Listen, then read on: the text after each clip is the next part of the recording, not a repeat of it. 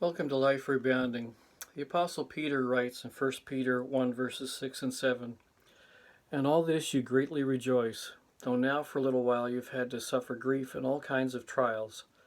These have come so that the proven genuineness of your faith, of greater worth than gold, which perishes even though refined by fire, may result in praise, glory, and honor when Jesus Christ is revealed." I want to continue to reflect on Margaret Self's comment, where I am, however unchosen by me, which comes from her book Inner Compass. You can find it on page 264. That reflection, where I am, however unchosen by me, I want to fill in the blank on that today in this way. Where I am, however unchosen by me, is safe in His grace-saturated embrace. I don't know about you, but I have learned in recent years how much anxiety and fear dictate a lot of decisions in my life and even drive an awful lot of my life. I would have said 10 years ago that I wasn't a person of fear or anxiety, but there have been some circumstances that have changed my outlook on that. And I realize that I often have been driven by fear and anxiety, fear of abandonment, fear of rejection, and fear when circumstances change. When I go to a restaurant, I'm not the person who's adventurous and wants the newest or the latest thing on the menu. I want what's been steady and true for me. Same old thing every time. So I'm not very adventurous in that regard. And it takes a lot of courage for me to step into some new venture or to take some step of faith. But what I've learned is that where I am, however unchosen by me, is safe in His grace-saturated embrace. And the reason I've been able to step out and do things at times that were way past my comfort zone was simply because of that, because I was safe with Jesus Christ. When I first became a Christian, one of the foundation blocks that became significant for me was Jesus' promise that He would never leave me or forsake me. Those were significant words for me because my life has been ruled on many occasions by a fear of abandonment. It's a long story. Maybe I'll get into it another day. But I have always believed that whatever friend I had was always going to abandon me whenever someone shinier or brighter came along. And that certainly had been my experience on many different occasions. So I lived with that sense of abandonment most of my life, and with it a fear of rejection.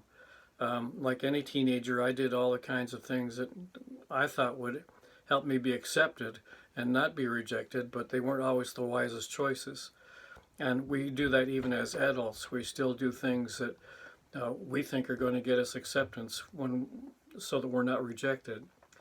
And this reminder from Margaret Self, where I am, however unchosen by me, and my completion of it is safe in His grace-saturated embrace, is a reminder that we are safe. We can step out of our comfort zone. We can take a challenge. We can rise to the moment because of the one who walks with us every step of the way. And the back half of this phrase, the grace-saturated embrace, is a very significant one for me. Terry Wardle tossed away this comment one day in class at Ashland Seminary, and it sort of hung over me after he said it and moved on, like a sunshine beam that just enveloped me and kept me riveted in its warmth for quite a while. The grace-saturated embrace is a reminder to us that we don't get what we deserve. We get what we don't deserve in terms of love and acceptance from God, when as sinners we should be getting rejected and punishment. So the grace-saturated embrace is a reminder to us that we are always greeted with grace. It's the story of the prodigal father who greets his rebellious son with open arms, with a kiss, and a warm welcome home. That's the grace part of it. But it's also the saturated embrace. It's a grace-saturated embrace. It's not just gracious, it's grace-saturated. Everything about it is about a gift that we don't deserve, and it is wrapped up in this warm embrace. And when I think about being in that grace-saturated embrace, being loved and to such a degree, that fuels my courage. If that one who loves me and does not reject me, will not abandon me, will always be with me, is indeed walking with me every day, then I can face whatever challenges are in front of me because he's with me. I don't know what your challenges are today, but I know that there's one who walks with you. And he is dying to fold you into his grace-saturated embrace. That's what Calvary was all about, his dying on the cross. And I hope that today you can take a step into that grace-saturated embrace and experience the warmth of love that waits for you there from that Son who gave his all for you and loves you deeply.